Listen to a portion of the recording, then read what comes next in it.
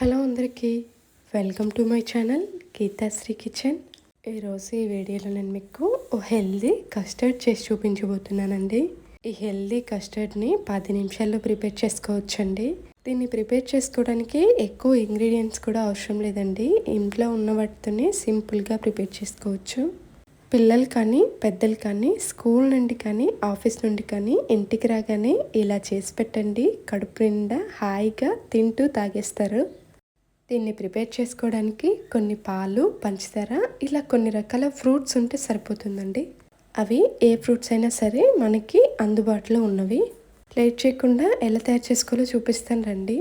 ముందుగా ఒక గిన్నెలోకి 3/4 కప్పు వరకు పాలు తీసుకోవాలి.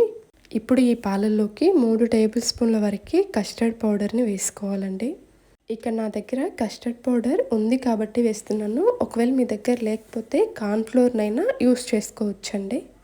మొత్తం అంతా కూడా ఇలా కలిసే విధంగా కలుపుకొని పక్కన పెట్టేసుకోవాలి.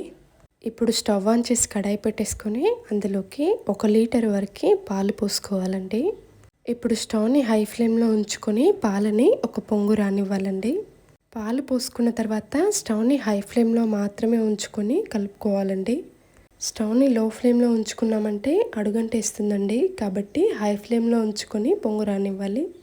ఇలా కలుపుకుంటూ 2 పొంగులు రానివ్వాలండి. 2 పొంగులు వచ్చిన తర్వాత ఇప్పుడు ఇందులోకి 1/2 కప్పు వరకు పంచదారని వేసుకోవాలండి.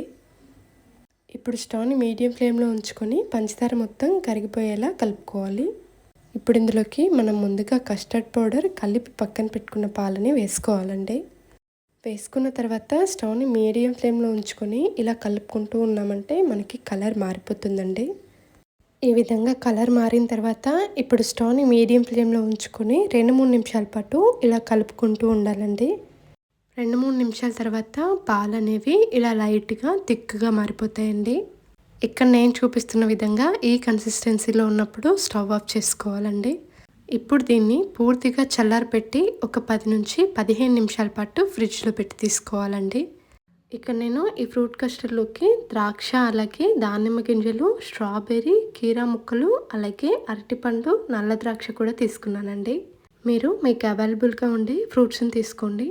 ఇప్పుడు 10-15 నిమిషాల పాటు ఫ్రిడ్జ్లో పెట్టుకున్న పాలను తీసుకొని ఇందులో వేసుకోవాలండి.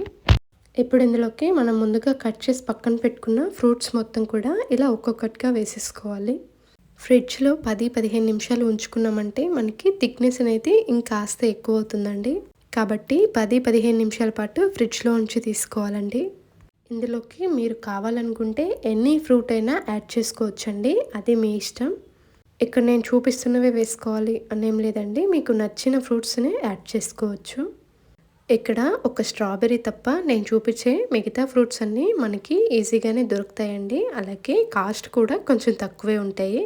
ఇప్పుడంతా కూడా కలిపేసుకొని సర్వ్ చేసుకోవటమే అండి. అసలు చూడండి, క్రీమీగా ఎంత బాగుందో. దీన్ని ఇలా ఒకసారి ప్రిపేర్ చేసుకున్నామంటే 2-3 రోజుల వరకు ఇష్టంగా తాగేయచ్చండి. అంతేనండి, క్రీమీగా ఫ్రూట్ కస్టర్డ్ రెడీ అయిపోయింది. థ్యాంక్స్ ఫర్ వాచింగ్ అండి.